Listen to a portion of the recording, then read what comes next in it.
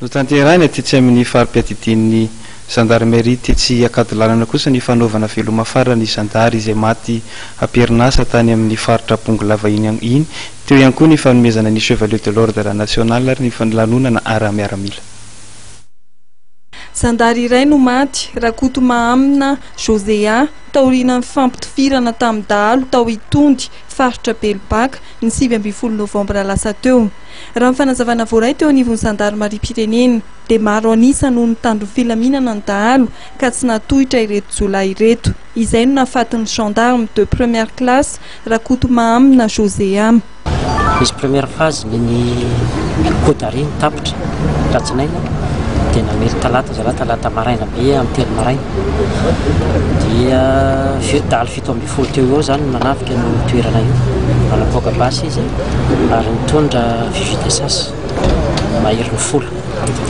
Rehefa natao ny fanarahan-dia izay tsaro marina fa mihoatra ny 20 km na 20 km dia mifanisa tamin'ny dahalo eo gendarme antsika ireo dia raikitra ny fampitifirana.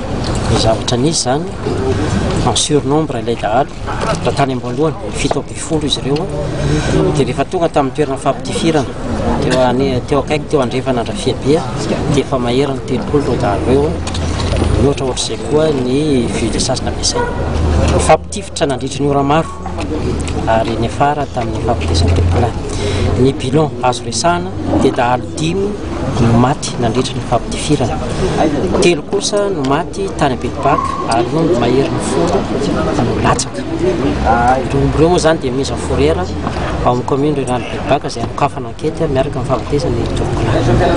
Fokon'olona anankiroa no naratra, ny iray moa voatifitra teo amin'ny feny, ny iray teo amin'ny laposina. Total zany dahalo 5 no maty. Nanamafy mpitandro filaminana fa isy ny andihana miaramila alefa isambotra ireo dahalo namonina faty ity zandary ity. Antananarivo nisy an'io zany any amin'ny faritra andrefana.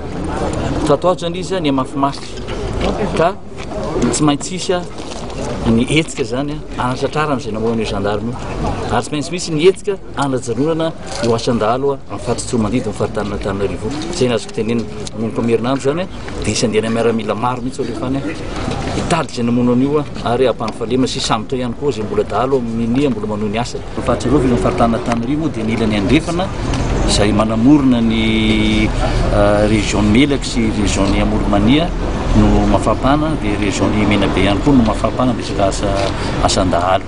Dia izy hetsika zany ny ataony avy ataon'ny sergent Antananarivo manomboka amin'ny herinandro anajanonana io zavatra izay tady hitrisaka dia amintsika any an'iny isangorona andreo. Natao veloma farany tetsakady lalana tamin'ity androany ity ny zandary Rakoto Mahamina Josea ary nomena ny chevalier de l'ordre national noho ny asa vitany ho an'ny fiarovana ny firenena.